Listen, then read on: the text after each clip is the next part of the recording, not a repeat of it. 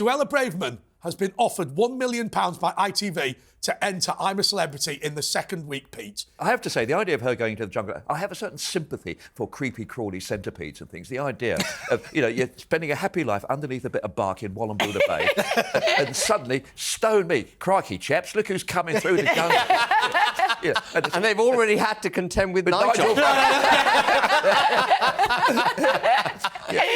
That's too Have to be some sort of bug therapy. Would you basically let Suella and Nigel go to Australia and then just abolish flights between? I'm sorry, Australia's not big enough. I want both of them back in the United Kingdom. We need a centre-right, sensible voice. And Suella and Nigel, they're the people. That's half your electorate. It is the establishment hitting back, isn't it, this reshuffle? It is. Yeah. It is completely. Cut the legs out of the centre-right of the Conservative Party. That's what they've done, and they've brought the big lefty back. But the one thing sorry to say this, Pete, and he is bigger than he used to be. I mean, I appreciate it's hypocritical, but at least I've not altered it. So. But no, I've read this and heard a lot of people make this argument that, it's the left of the Conservative Party hitting back and all the rest of it.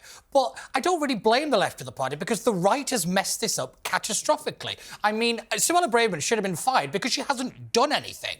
I mean, I look at most of the right-wing leaders that we had over Brexit and most of the people who have been in charge, and they have been utterly inept and incompetent. Can I just say, I do disagree with you a bit about Suella Braverman, though. Her language has been resonating with most of the country. Doing something is something else. I don't mind her rhetoric, but she's got to do something. Talking of language, let's let Lois get a bit in. But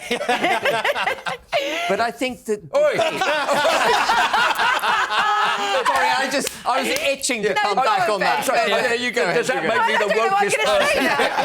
So it's clear to me now that the reason that Steve Pound, who's generally a good bloke, became a Labour MP is he's obsessed with women's liberation. Come on, Lois. Go on. Do it for Pound. Doesn't make me a bad man. I just wanted to say that I do think that her language has resonated with how the most of the country is viewing her. I don't disagree and with that's that. why they've got rid of her, I'm sure. And I think that, before you can take action, you've actually got to take the debate in the direction in which action needs to be taken. And I think the entirety of Parliament is cowed by actually calling a spade a spade. No one's prepared to stand up and say multiculturalism isn't working. They're all fearful of saying it, apart from her. Yeah. And I appreciate and I understand what the argument you're making, but again, I always think you've got to do something to show that you're actually capable of actually leading in a direction. But I think her rhetoric and her language, I think, is spot on. I'm not against her in anything that she believes in, but my problem with her, and I had the same problem with Priti Patel, is it's nice to keep saying these things, but I can't point to something you've actually achieved. And I think this goes back to... Isn't that because it's civil service? But then, they had an 80-seat majority and they could have reformed the civil service. I know, they should have dealt. I completely agree. I have to say, when you look at Liz Truss, if you think this business about actually getting things done, I think a bit of benign inaction on her part would be absolutely... that's true. But I'm going to defend Liz Truss too. We like this. I'm sorry. Listen, I defended the indefensible many years in the Labour Party. I was on Jeremy's front bench. But I'll tell you something. The thought of being on Jeremy's front bench, I've got to be honest with you. And look, Steve, that's not on his allotment, I mean. But on serious note, listen to what Kemi Badenoch is saying. She's saying pretty much the same thing, but she's saying in a more measured, sensible and serious way. From the perspective of the left, I'm much more frightened about But Kemi's done nothing either. Yeah. She was given one major but task. what she hasn't done, she's done well. Steve, can I ask you? You've been a front bencher. I think you came in 1997 in that big wave of you. I was a Blair babe. A Blair babe, yeah, absolutely. In drag. He can sue me for that. But you've just a bit of blusher, actually. you've sat on the front bench. Yeah. Is this reshuffle where Suella Braverman got kicked out and David Cameron got brought back in? Is it just the last roll of the dice? Is there anything Rishi can do now to win the next general election? Well, you know and I know that some journo somewhere is actually doing the old deck chairs on the Titanic line, because what this is they have to be seen to be doing something at the present time. Yes. Or the weather is not good for them. The direction of travel is not good. We know that the boats aren't going to stop because we're addressing the wrong end of the problem. We're actually looking at the one, instead of looking at actually the beginning of the problem, we're actually just flapping around with all this nonsense with Bibi Stockholm and everything. So all those things aren't going to happen. The economy is flatlining, so there's no good news coming over the horizon. The cavalry don't seem to be coming. So what do? change the players. Yes. You know, it's what you do. If you look at Manchester United at the moment, you know, they had a couple of bad games. What they do, they shift the midfield around, and Stoney, they had a couple of wins. But how they could think that bringing Cameron in is going to actually do anything to help their that's chances, the dead I have no idea. That's the old, you know, the dead cat on the table bit. Oh, that's the cat on the table. Everybody's Right. talking, and all the next level. What's interesting about this, what you've both spotted already, is that there's about 5 people who are actually fairly good senior ministers who actually said, no, not only are we not being moved, we're just out of it. We just don't want any part of Really? it. Because we wish to return to our constituencies and prepare for oblivion. What's just before we move on to the next question, because the next series of questions are all about the reshuffle. What's it like to be part of a big tidal wave like 1997? Because, look, the Conservative Party are really going to struggle at the next election. And I don't mean lose by 10 seats or 20 seats. I mean just wiped out all those red wall seats, that golden opportunity from 2019, Andre, stone dead. You were around it. In 1997, we all had to turn up. It was 100, because we had a majority of 179. Yeah. And so the only way we could identify is we had to bring our election addresses in. Yes. So I turned up at the policeman and said, oh, you can't go in there. I said, excuse me, officer. What, you would like Del Boyle? I am a member of Parliament. By the way, Steve, I just want to reiterate that for all the viewers and listeners, because this is an extraordinary thought. So I asked this question. When you've been elected to the House of Commons, how do you prove you've been elected to the House of Commons? And the answer is, you have to bring your election leaflet. So I did. And so That is true, isn't it? Yeah, because there's so many of it. Well, you're supposed to bring the writ. You actually get given a writ by the mayor. But there's so many. Anyway, so I said to him, he said, you know, I said, yeah, stroll on, officer. I happen to be a member of Parliament. He says, listen, they all say that, mate. Sling your hook. You know what that reminds me of? Do you know those like permission slips that you used to have to take home for your parents to sign so you could go on a school trip? It's one of those little bits of paper. But I used to ring up the school and say, this is my father speaking. Steve can't be in today. He used to do that with the Labour whips as well. There it is. Listen, I was late. Sorry, the Labour whips, he used to phone up, even when he was a whip. Well, I'll tell them.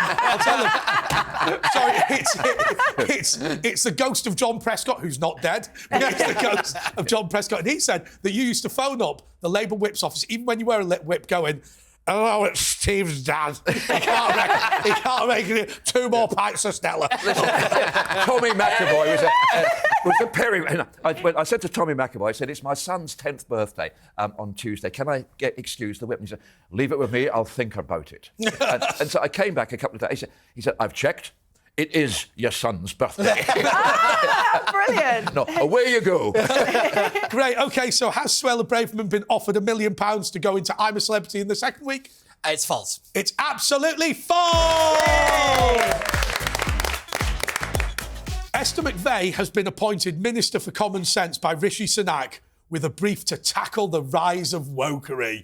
Stephen, A, is it true? And B, is there any point to that whatsoever? Irony is not dead. She has been appointed because basically she brings an authentic, a Wirral accent into it. I don't know what's going to happen with her and Philip, her husband, because they do a joint programme on another TV channel. So I'm not sure what's going to happen about that. Well, I mean, could this literally be Rishi saying, I've had enough of them gobbing off on the telly, make her a minister? Well, I think he's going to realise that the 4 great offices of state are currently held by blokes, which is pretty much unique. And so he says, I've got to find a woman from somewhere. What's her name? You know, the one who's always gobbing off on TV. What's her name? Get it. Which one? Nana Akira? No, the other one. Don't mention Penny Mordaunt. It is a joke, though, Peter. Oh, yeah. So this is the thing. It's true, but it's a joke. Do you know that scene in, I think there's Snoopy, the Peanuts one, where Charlie Brown and Lucy are kind of kicking the football and Lucy keeps pulling the football away. This is what I believe this is. But, every time we see it, like, they've got to tackle the wokery, I just believe that it's just like the government just pulling the ball away right at the last minute, because I just don't believe it's going to happen. So she might have this nice, shiny new role, and she might have all the best intentions. But again, do something. And I just don't see it. But Ben, she's the Member of Parliament for Tatton. She's the only Northerner that's going to be left. I mean, it's like, just this sea of red and one little bit on the outskirts. Sorry, it's Cheshire. It's footballers' wives. But he could have appointed Andrea Jenkins, and she actually represents a seat in the north. The less said about her, the better. Well, she's put in a so you've got history. No, she wrote that stupid letter of no confidence in Rishi. I thought that. She wrote this morning. The one she did. My favourite. My favourite was under David Cameron. We'll come on to him in a minute, where Andrew Bridgen only ever withdrew his letter so he could publicly announce he was putting it in. It was like, I've had that letter taken out for at least 48 hours. But it's like, you know, shutting people down by giving them jobs. Like with, you know, I love him to bits, Lee Anderson MP. Yeah. He was extremely vocal on lots of different topics, and unfortunately, he's had to come into line a bit since he's been made deputy chairman. I don't know if he's in line, by the way. He's more in line than he was. They're using him. Yeah. I don't know if Lee's aware of this, but he is their straw man. Put him out, take all the flack, pretend that we're centre-right, and, you know, and then we'll just put you back in your box when you've done all of that. No, I agree. The thing about Esther, which is really interesting to me, to make someone Minister of Common Sense, is to admit that otherwise the government is without common sense. And it's one hell of an admission, isn't it? Yeah, it really is. I like Esther McVey very much, but if that's the only thing that keeps you sane, then you've got to be very worried. But is it true that she's been made a Minister for Common Sense? Sadly so. It's absolutely true! OK, Ben, a special one for you. Yeah. Nigel Farage has claimed he will be leader of the Conservative Party by 2026. Is it true or is it false? I think that's highly unlikely. It would be the end of the Conservative Party. We do need to unite the right. That's absolutely right. Absolutely correct. Absolutely right. But one of the problems with being centre-right and essentially libertarian is that we all have independent ways of thinking. And so we all want to chart our own paths. And it's very difficult then to come together in a coherent form, whereas socialists on the left, Stephen will know more about this than I will. I was in the Labour Party. What do I know? Oh, hang on a second. That's the phone going. Yes. Yes. OK. It's our social media editor who said, if Ben Habib says that Nigel's going to win I'm a Celebrity, it'll be good for social media. So Ben Habib, with that in mind, and bear in mind, we're trying to do well with the rating. Ben, in fact, I'll do it like this. I'll put the cards up and go, Ben, do you think that Nigel Farage is going to win I'm a Celebrity? There is no doubt that he is going to win I'm a Celebrity. Those who hate him will want him to stay there until the end and eat as many bugs as possible. Yep. And those who love him will want him to be... There is no way Nigel's coming back with anything other than the crown from the jungle. There'll be some people, perhaps including Stephen Pound, who'll still be phoning to keep him in the jungle in 6 years' time. I've got a lot of time for Nigel. I mean, the problem he's going to have there is that Australia is basically the land of lager. But there's no drinking in the jungle. No? Though I understand he's got permission to smoke. Have you heard about this? He's got special permission to... This is what I've heard. It's a rumour. So we'll see when we watch the programme. Have you seen puffing away? It's like when, you remember when Bill Werbeneck was the world snooker champion. He had special permission to drink 10 pints of lager a day. You know, I mean, the audacity to call that a sport. Abstemious or what? I loved. Alex Higgins was allowed to smoke at the Crucible. So, you know, the thing They'll about do Nigel, it for the stars. Yeah, but Nigel Farage, I have to say, if you had to say who's the most influential politicians of the last 20, 30 years... I think so. Oh, by miles. Well, no, you put Thatcher and you put Blair, obviously. But I have to say, he is a game changer. Yeah. He's also a thoroughly decent bloke. Yeah. I desperately want to hate him. I wake up half an hour early in the morning so I can try to hate him for a bit longer. But To have a 30 minutes hate. That's not a hate. That's a love. That's a love. He gets up early, goes, Mrs. Pound, are you going to the shop? a good George Orwell reference there, I have to say. Yeah, good 1984. No, but he is. But I mean, the fact he's a posh public school boy from Dulwich is neither here nor there. Make a note of that, would you? But interesting, you know, where is he going to go? Because he stood for Parliament, I think, 7, 8, 9 times? Yeah. You know, not massively successful. Well, in fact, not remotely. I don't know. I mean, in Thanet, the Conservative Party, threw everything at it. They did, and they got done for electoral fraud. In fact, they did get done for electoral fraud. No, they did. Well, it's a bit like the appointment of the Foreign Secretary. Isn't that a form of electoral fraud? Just bounce over democracy. It does, yeah. Funnily enough, the last person to get a ministerial job in the House of Lords was Peter Mandelson. And I came past him on the escalator. This isn't a very interesting story. I was just thinking, I should have been able to tell you some details. So were you going up or was he going down? I know, it was just badly thought through. Well, I can't make anything up, he'll sue me. Yes, I bumped into Lord Mandelson and he said, "Hey, Andre, great to see you." Was he going down? He didn't say that, did he? No, he didn't. No. OK, so is Nigel Farage going to, or claiming that he might be leader of the Conservative Party by 2026? That's false. It's absolutely true! Oh, my God! Literally told you. He's my guy. Did he really make that claim? He did. I think he was just being naughty. I've been asleep at the wheel. Well, I have to say that normally applies to him, but this was after a lock-in. Yeah, that's true. Following his return to the public eye, David Cameron will also be making a cameo in the new series of Peppa Pig. Come on, David. Oh, it's quite funny, actually, because I bought the guys in a Peppa Pig advent calendar as a present today, and I thought, well, maybe, there's a relation to the story. I don't think he's going to be in Peppa Pig, is he? But I mean, but I can't believe that he's been jettisoned in. I just can't believe it. We were talking about this before, weren't we? They're not even pretending to be democratic. I know, it's unbelievable. Yeah. I love my favourite David Cameron story was when he left his daughter in the pub. Remember that? And he later said, well, I've got a motorcade, so it's unclear who's in what car. But I did defend him earlier, and Stephen Pound said I was defending the indefensible, because I did say that when you have nannies and things, sometimes mix-ups do happen. Well, that's your world, not mine. What's extraordinary, though, with David Cameron in this peerage, and let's just return to it for a second, in reality, most modern former Prime Ministers do not sit in the House of Lords, and you and I know it's because of declarations of financial interest. No, they do not want... In the case of Tony Blair and Gordon Brown, it's innate modesty. But Still keeps the line. How impressive. But Cameron has been able to get the best of both possible worlds, because he didn't go into the Lords straight away like he probably should have done. He's been able to make huge amounts of money, and then he goes back in. So, Pete. Yeah, I saw this article about where he said, Daddy's back, and that is very weird. I'm sure it was in the Telegraph, like a comment piece, but I have to admit, when he got out of the car, and everyone was just like, it's David Cameron.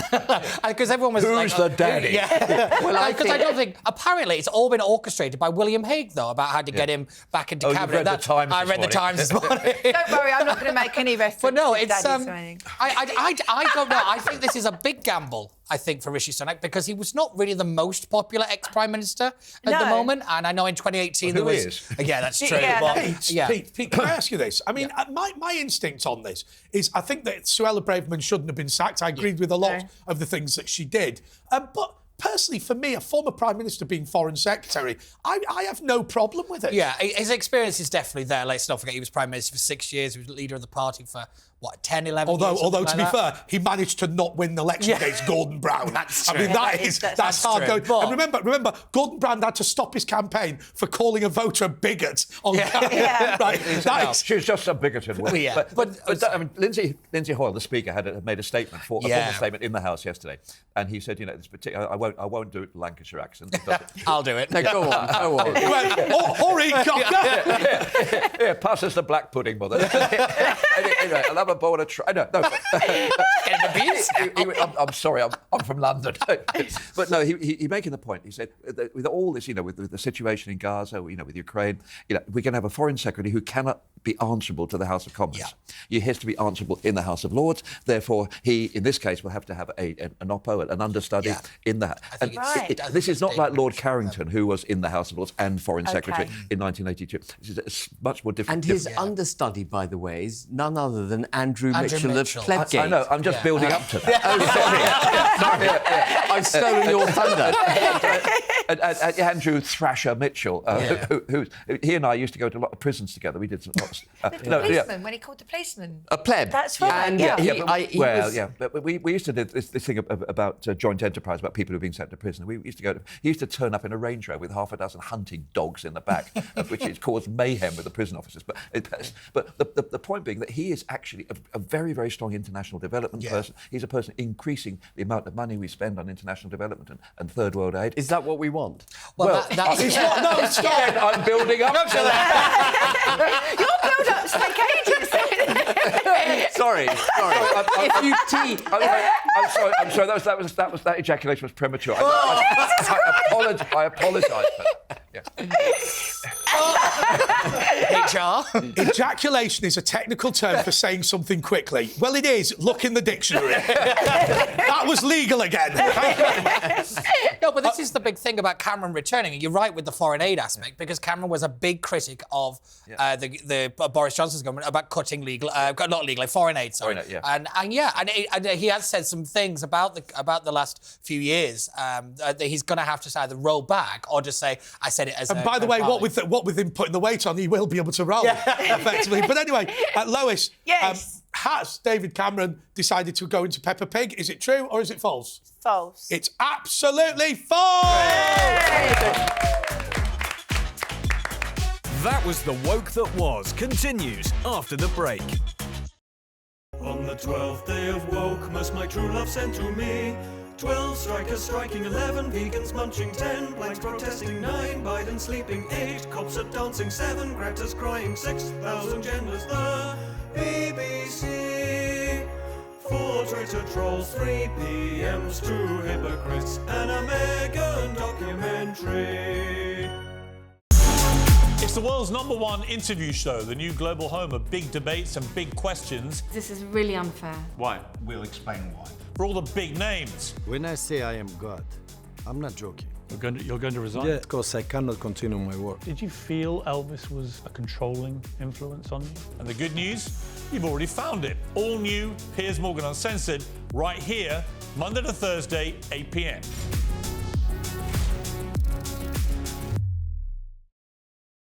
Welcome back to That Was The Woke That Was. OK, so now it is my opportunity to talk about this week's prize, and it is a corker. Do you remember that Jeremy Corbyn stormed out of an interview with Piers Morgan? He left a prototype copy, an advance copy of his new book entitled Poetry for the Many by him and Len McCluskey. It's not the most expensively produced item in the world. I don't know if it's got a section on Jews, but anyway. Yeah, it's under World Conspiracy. World Conspiracy, absolutely. So, OK, so let's see who's going to win this. It's time for the Woke Wabbit. Hey! So, do you like this book? Do you think that poetry by Jeremy Corbyn is something that you aspire to be involved with? I love Jeremy Corbyn. I mean, he should really have been our Prime Minister, I think. I'm really looking forward to reading this when I win it later. Are you delighted? Are you pleased to have met Steve Pound, former Labour MP, not in the Lords yet? I mean, I'm your biggest fan, you know, serving under Jeremy Corbyn. He's my best friend. And I'm just so happy to have met you. OK, that's nice. What are the scores? 0 points for everyone. 0 points for everyone! That's very kind. My favourite rabbit. It's not Lois's favourite rabbit. OK. So she's got a pet. He is rampant, though, isn't he? OK. Vandals have destroyed over £10 million worth of ULEZ cameras in the last 6 months. Is it true or is it false? Well, I know this to be true because these are the Blade Runners, aren't they? They're running around London, chopping down all the QLES cameras and all the rest of it. And I don't know really where I stand with this because it's a difficult one because I'm very anti-ULEZ. I think it's a terrible, terrible policy. And Boris Johnson never should have introduced it. Yeah, that's true. And that is true. It's very But also, true. again, Mind you, Got that in there early. Mind you, you should never I'm have building up to that. You should. Steve should never have introduced Sadiq Khan in general. But no, but you were saying. Yeah, as I was saying.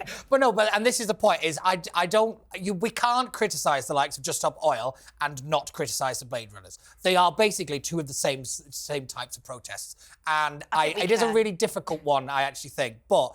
It is staggering how much damage they've been able to cause in a relatively short amount of time, I will admit. But yeah, it's tough. A system of cameras by the government, and it's difficult. Do you know, it always makes me laugh when people go, "Oh, what are the government going to do with all your data? Yeah. Stick it on a pen drive and lose it." Yeah. Andre, I was in B&Q the other day because I've just got a new greenhouse on my allotment, and this is a busy time of year. Sorry, Steve. Yeah. You've got an allotment. I listen, mate. I'm the chairman of the Framfield Allotment Association. Central Really? It's the Framfield Allotment Association. They've said This was a sickening coup. Where our previous chairman of many years was destroyed. Well, no, he's compost now. Yeah, absolutely. But no, the point. What they did say. They said that Steve Pound was a little bit lonely having left Parliament, so he sits in his allotment now, smiling away, still dealing with leaks. Yeah. No, but look, this is a serious point. I went into B&Q and I'm chatting to a friend of mine, a guy who's on the. He said, you don't want another bloody angle grinder, do you? I said, what do you mean? He said, we've had people coming here all day asking for angle grinders. He said, yeah, you know what they're using them for, don't you? I said, well, grinding angles. He said, no, the ULEZ calendars. I said, what are you going to do about that? He said, well, order some more in, aren't I? So it's like Steve. If you go into a sports shop now, you can't buy a baseball bat on its own. You can only buy a ball as well. Is that right? The reason is, if you must not do this, so we wouldn't encourage you to do anything illegal. But if a burglar comes into your house and you whack him with a baseball bat, and then you can't demonstrate an interest in baseball, maybe get some baseball cards and just have them around the house. So they go, you've got a bat, where's the ball? Yeah. So they now sell them together. I suppose it's the same theory that at Halloween, they used to stop people buying just single cartons of eggs, didn't they? Like if you were under a certain age and flour and stuff like that. I suppose it's the same principle. But no, it's just staggering. How much did you say it was? 10 million. 10 million, that's incredible. I wonder, because compared to how much they've actually raised the ULEZ, it's not exactly the biggest dent in the budget. Do you know what? When the phone rang before, I was tempted for the third time to do my Margaret Thatcher joke. It's the ghost of Margaret Thatcher. She says, you les if you want to. The lady's not. You les if you want to. The lady's not for lady. Indeed. Okay, so Mike Yarwood is dead by the way. Has £10 million worth of damage been done to ULEZ cameras? It's true. It's absolutely true. Anybody want to buy an angle grinder? So to Stephen Pound. Okay, a crowdfunding campaign to fly pro-Palestinian activists to Gaza has raised £4 million. Is it true or is it false? That's great. Please. How many copies of Jeremy Corbyn's book would it take? No, it's got to be false. I've got to be honest with you. I find it extraordinary. All of these people who are saying how Gaza's wonderful, how the Palestinians are wonderful. I mean, the quiz for Palestine guys. Oh, I know. I just find absolutely extraordinary. Maybe we should send them. Well, I'm sorry, gays for Hamas is that pretty niche. There's not many of them. No, there isn't. There would be none of them if they went to Gaza. No, exactly. But Steve, why is it that people on the political left are so obsessed with Israel? Because as far as I'm concerned, there are plenty of causes in the Islamic world that are certainly worse than what's going on in Gaza. Look at the Uyghurs. The Chinese are slaughtering the Uyghurs. Yeah. I mean, the amount of slaughter between Iran and Iraq and what's happening in Syria, South Sudan. Where do you want to stop? I don't understand. What amazes me, I mean, I'm much older than anybody in this. In fact, anybody in this city, I think. But I remember when Israel was the shining light. The people that made the desert bloom. They'd come out there, and you had these, kibbutz and all that. Well, a lot of us actually went and worked on the kibbutzim because it was a great, almost like a rite of passage. And somehow it's transmogrified from that into this present business. Where I've got a bit of a theory about why a lot of young people are anti-Israel, and I don't think it's necessarily anti-Semitism in itself. I think they see it wrongly as an example of colonialism, and they're anti-capitalist. And I think that Israel is being. I think that's why a lot of them. Am I allowed once a year to disagree with you totally? Okay. You can do it twice if you want. No, I simply don't see that. I think it's bizarre how it's. I mean, maybe they're now actually picketing. Gail, the woman who played Wonder Woman. Oh yeah. Who happens to be Israeli. And you've she's beautiful, by the way. Right, Ben, calm down. Gal Gadot. It's Wonder Woman. She says there's only one thing I've ever dreamed of in my life, and it's a night out with Stephen Pound. Well, can I say, Manor Solomon, the Spurs inside wing player, is actually quite tasty. When you were a Labour MP, did you start to see within your own association, your own local party, more of these obsessives coming in? There are a few people who, and I think there comes a point where it segues into a degree of anti-Semitism. Yes. I don't think you can deny that. But on the other hand, the people who just show this absolute, total, complete fury, and yet they not for other issues. No. Well, that's always been my thing on it. And sorry to interrupt, but do you no, know no, when they always talk about it's about the children dying and all that stuff? It's like, well, where have you been on Yemen? Where have you been on South Sudan? Syria. If you're that concerned about it, why is it just this one issue that you're now hyper aware of? And I do find this entire thing has been fascinating from a kind of sociological point of view as to where we've got here. There are 23 Arab countries around Gaza, Yeah. most of which don't want to support Hamas. Yes. Don't want to support the Palestinians. They want peace with Well, Israel. as I've said before, Ben, it's the first territorial dispute in history where the loser has to keep it. It's unbelievable. It's also where the one side of them are actually living in 5-star hotels in Dubai. Absolutely. I mean, that is one thing, and I'm sorry, Peter, Yes, I will go come on. to you in a second, but that is one thing, Stephen, that does worry me. The way that we give money to these regimes, and very often it just enriches a few people at the top. Well, this is a nightmare. I mean, the first hospital, if you remember, there's a hospital that they thought had been, but it's actually funded by the Anglican Church. Yeah. It's actually, and fair play to the Anglican Church. But on the other hand, when you're surrounded by the wealthiest people on God's green earth, you think they could actually do something about it. You're right. Look what's going on in the moment in Pakistan, where they're expelling a million All the Afghani refugees. No one's saying anything Well, hang on a about second. that. They've been there for 30 years in many cases. But Well, some no, of no, which- the worst one was you used to get these blokes from Birmingham going over to the Levant to the Christians who've been there for 3,000 years, saying, "Get out, you're crusaders." I don't fully understand how that works. No, but one thing I was just... How wonderful to hear the expression "the Levant." I just don't know where it is. Are you also going to talk about Cathay? No, the thing I was going to pick up on it is me and you were on the radio a couple of weeks ago, and there was this chap who rang in, and he was saying how it's outraged. This thing has outraged the Muslim world, and my thought was after it was, well, where are they? Where are they? Where are they? And I think the point that you were making, Ben, is, well, you've got all surrounded by all these heavy Muslim nations, or majority Muslim nations, and nobody seems to want to support Hamas. Including a or border with Palestine. Egypt. Egypt won't even open the I mean, they border. shut that border down literally the moment that happened. Absolutely. And I mean, if this is some kind of international moment for the kind of the Muslim world, I don't see it. I'll tell you what I think the problem is, again, moment of seriousness, is everyone derives the righteousness of the Palestinian cause through the 1948 settlement and the displacement of Palestinians. But at some point, you've got to move on. You've got to look forward. Israel exists. There is no solution that's peaceful that involves the obliteration of Israel. No. And they will fight rightly to protect themselves against that possibility. Ultimately, the only to the Jewish nuclear country in the point. world.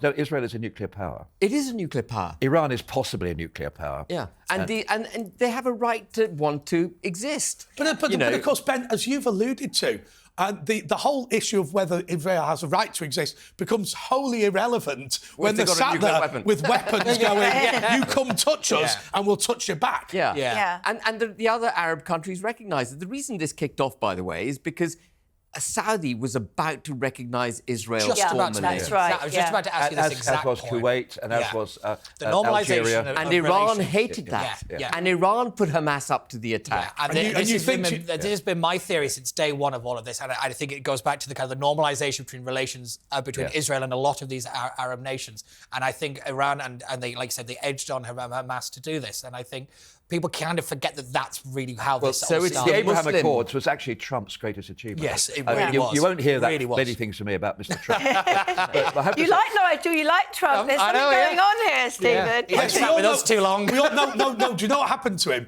Steve Pound was on the Labour front bench under Corbyn and saw the error of his ways. He started going. I mean, in that election. I mean, obviously you were voting for yourself, but had you I never voted for myself. That was presumptuous. had you not lived in your own constituency, I mean, did you want Labour to actually win? Of course, I always want Labour to win.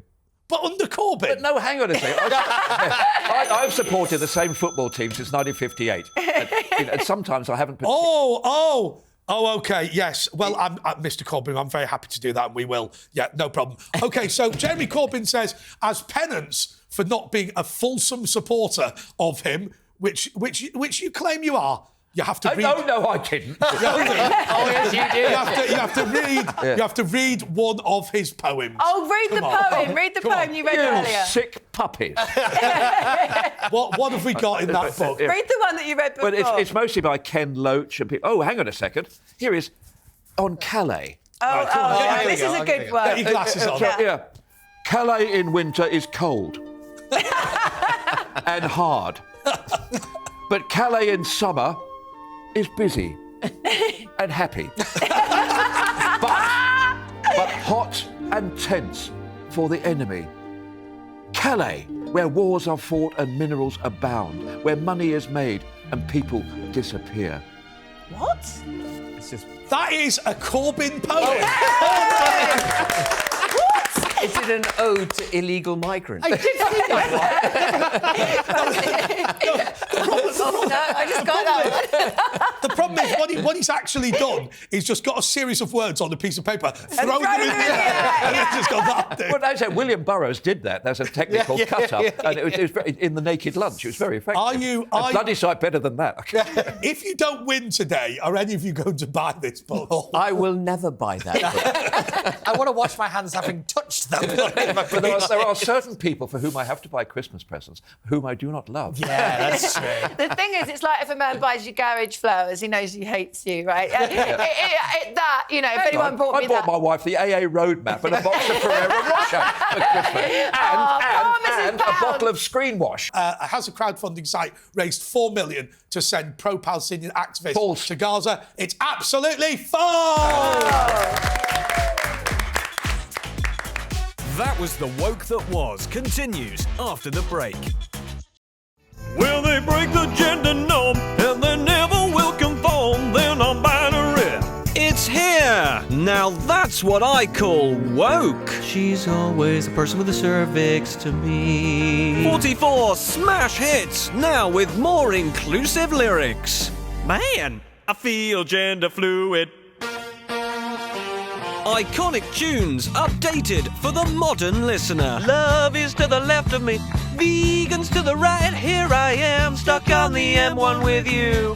Things can only get greater. I want to know what a woman is. Here in my car, I am killing the earth with my toxic exhaust. It's a selfish way to live. No trigger warning required. Oh, the wokey cokey. Whoa, the wokey cokey. Oh, my little Europhile, my Europhile. When you gonna follow me back, Ramona? Now that's what I call woke. Not streaming now. Welcome back to That Was the Woke That Was. The health sector has told NHS chiefs to stop promoting woke ideology as $13 million has been spent on diversity czars. True. That is true. That is true. And it's a tragedy that we've wasted so much money on training them to do a job which they don't need to be doing. They need to medically treat the nation. They don't need to be identifying what their gender that's is. too simplistic. I know. I've got a friend of mine. So this is a man with Trump's tie. Is this Trump's tie? I've got a friend of mine who went to the staff side meeting at Guy's and Thomas's the other day. That's the meeting between the trade unions and the reps and whatever. And the main trade union guy put a slide up about Lenin. And had a discussion about it. John Lennon. And then his second slide was about how little time trade union activists have because they have to do their actual job instead of... Oh, my God, how terrible. Horrendous. Can I make a suggestion? We could do something radical and we could actually fire the directors of the NHS. Yeah, that's right. I mean, because people keep forgetting that there is a step between doctors and the health secretary. And it's the people who actually run the NHS. Yeah. Can we just get rid of those people? Because how many times have we had a question that talks about the diversity training in the NHS, about how it needs to be cut and it needs to be slowed down and all the rest of it, and yet again, nothing has happened. Well, Nye Bevan said it should actually, remember he said, if you drop a bedpan in a hospital ward, the sound should echo down Whitehall. Yeah. He said it should actually be from the hospital to the health secretary. Yeah. Right. We've now created this. I mean, I spent 10 years at the Middlesex Hospital as a porter and oddly enough, as a trade union activist as well. Yeah, I just found it staggering. So your occupation is hospital porter? I was for 10 years, yeah. Is that right? Well, I was at sea before that, and then I was on the buses. Well, technically at sea. All at sea. Well, I mean, I thought he went to the London School of Economics. Well, actually, he was just lugging round corpses for a living. OK, thanks a lot. Hang on a second. That's the ghost of your patience. The union sponsored me to do the Trade Union Studies course in 1980 when I was very, very old, to go to the London School of Economics as what was laughingly called a mature student. So to Ben, is it true that the Health Secretary has told NHS chiefs to stop promoting woke ideology, having spent $13 million? It is absolutely shockingly true. It's absolutely true!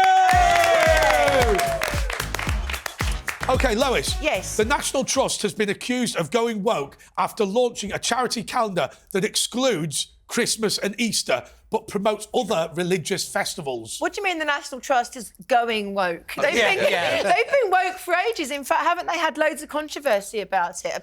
My favourite example was the guy who was an anti-slavery campaigner, but because he'd invested in a ship his brother-in-law was sailing that was owned by the British East India Company, he's been done for being a slave trader. Absolutely unbelievable. But it wasn't like the Edward Colston statue. He wasn't actually a slave owner. I mean, that was the extraordinary thing about Edward Colston in Bristol. He wasn't a slave trader.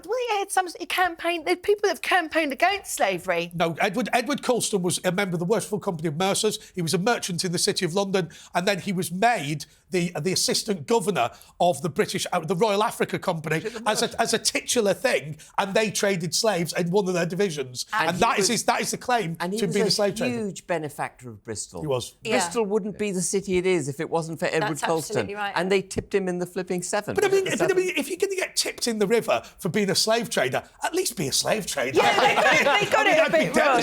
I just want to pick up on what Lois said. Just bring it back to the question for the National Trust. They have been wrapped in this scandal for years now. I mean, I think they lost quite a good number of members, and there was a petition to get the chief executive removed, but that somehow failed. And it's just been one thing after another after another. And I think English Heritage has been wrapped up in this controversy as well, where they just seem to be injecting this woke ideology into the kind of restorations of the homes and on all these big country estates and all the rest of it. And it is getting exhausting at this point, where this stuff is just becoming so normalised and it has to stop. But again, I go back to the point I always make on this show, is that people don't have ideas have people. And I think the National Trust is an exact prime example of this, because they're just so obsessed with it and they can't let it go. They can't let it go, and they're captured by it. Absolutely.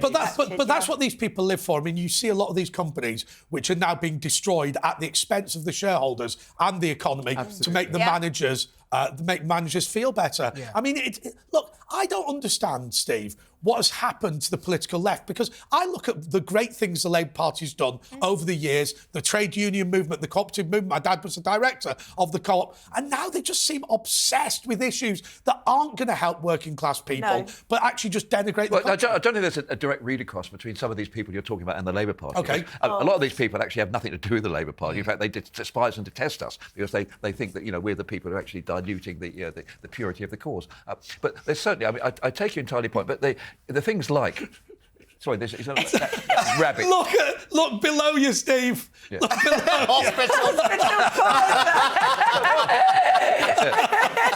I wasn't. I'm not ashamed of it. He's had his pound of flesh. Yes. That's the flesh of pound, actually. No, 640 Middlesex branch Cosy. That was it. Yeah, Cosy. The people that change the beds, their trade union's called Cosy. Just love it. So what were we talking about? Oh, never mind. OK, so has the National Trust been accused of going woke after launching a calendar that excludes Christmas and Easter? Is it true or is it false? True. Well, coming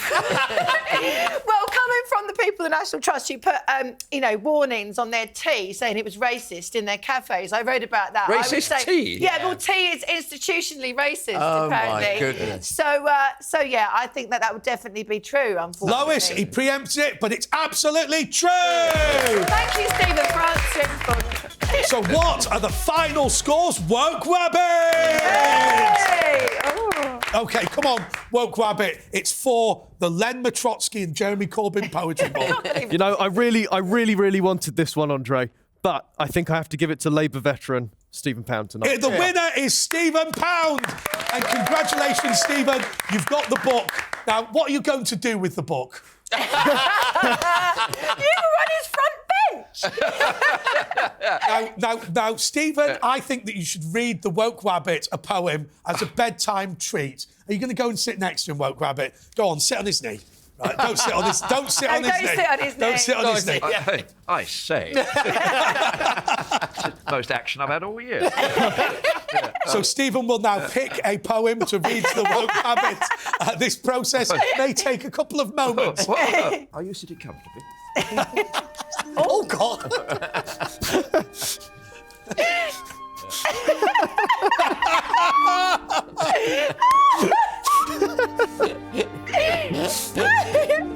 Calais in winter. Not again. We've had that one. You haven't heard this bit? All right. Cold, wet. Ooh. You don't want it to be cold and wet. You want it to be hot and Cold, wet marshlands surround Calais in winter. Police take tents away from the homeless. The railway station is protected with razor wire. Motorways have walls on each side. Trees are cut down to create open land, and huge rocks prevent anyone leaving a road. There is fear in Calais. So that is a reading from the Jeremy Corbyn book. It's out soon. Don't bother buying it. It really is. What are you doing later? It is absolutely turgid. I'm off now to apologise to HR for Stephen Pound's attack on the Woke Rabbit, which was both romantic and poetry related. Big thanks to my panellists tonight, to Ben Habib, Lois Perry, Pete Barnes, and of course the wonderful Steve Pound. I'm off now. And his bunny. And his bunny. I'm off now to go to the pub. Goodbye. Hey!